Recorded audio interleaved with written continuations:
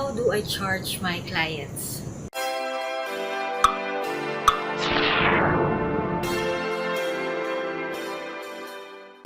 Hi, good morning, good afternoon, good evening to you, whatever time you're watching this video. This is Connie Zavala, your VA trainer, and I'm here to help you get your time freedom back.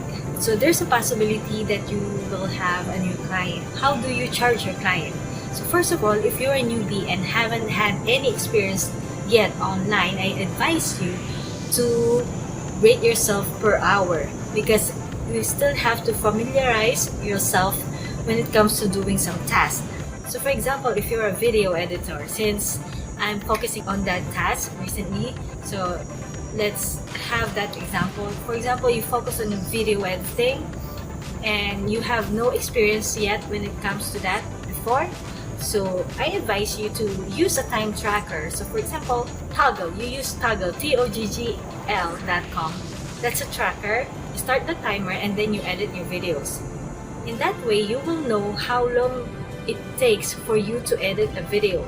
So that's one. And so for example, if you're a social media manager or you're creating posters, you use a tracker to time yourself on how you would create a post. Why am I telling you to track your hours? Because in the future, I would highly recommend that you rate yourself on a fixed rate or a project-based rate. So a per hour charge is only advisable at the beginning since you are familiarizing yourself with a task. But if you are used to doing certain tasks, I highly recommend that you propose a fixed rate or a project-based rate, okay? If you want to learn more about virtual assistants, if you haven't done so yet, I invite you to sign up to my free VA Masterclass. Just go to vamasterclass.conniezavala.com and I'll give you access via email, okay? Thank you for watching this video, and if you think this is helpful, I invite you please do like, comment, and share.